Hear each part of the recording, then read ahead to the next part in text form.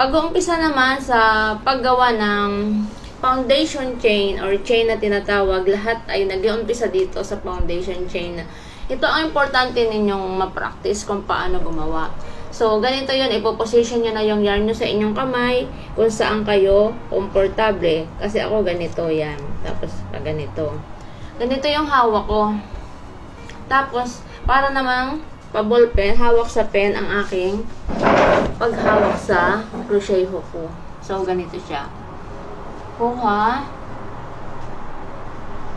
Okay, 1. O, isa na siya. 2. 3.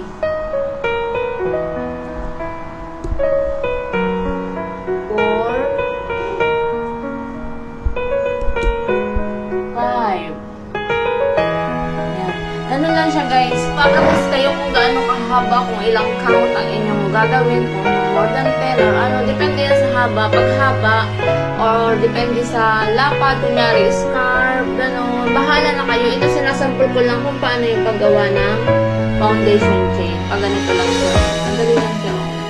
Kunin nyo, tapos, gano'n, pagkuha nyo ng yarn, tapos patungo yung hook, tapos pasok, ayan, dahan-dahan. Iiwasan nyo rin na mag-doble-doble yung pagkuha nyo sa yarn. So, minsan sumasabit, kaya dahan-dahanin nyo lang siya, guys. So, ganito lang siya, madali lang siya. 1. Ganun lang siya. Alalay lang kayo, guys. Alalay lang. Kasi minsan, napapalaki or napapaliit, yung sakto lang sa size ng inyong hook na ginagamit ang paggawa ng chain. So, kailangan yung practice nito sa guys kasi ganito siya. Importante to. Tingnan nyo, dapat pantay-pantay siya. Kung nakikita nyo yan, pantay-pantay dapat ang inyong paggagawa ng foundation chain. Bibilang nyo yan kasi may bilang yan. Depende sa project nyo kung gaano kahaba ang inyong gagawin. Kaya kung mapapansin ninyo, may mga bilang kung gaano pa kahaba yun. Nasa sa inyo na yun. So, ngayon, mga basic pa lang yung itinuturo ko sa inyo.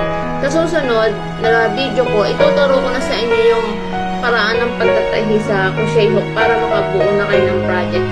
Kasi yun ang dapat ninyong malaman kung paano dahil iba-iba siya ng style. Ito pa lang ay ang basic para malaman nyo kung paano ang mag-crochet or mag-ganchilyo. So, practice muna kayo guys ng slip knot tsaka ng paggawa ng ganitong foundation chain, paghawak ng yarn sa inyong daliri. Kung saan kayo madali, walang problema. Kung saan din kayo madali ng position ng paghawak, wala rin problema dun guys.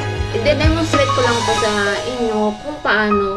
At least may idea na kayo lalo sa mga absolute beginners sa crochet,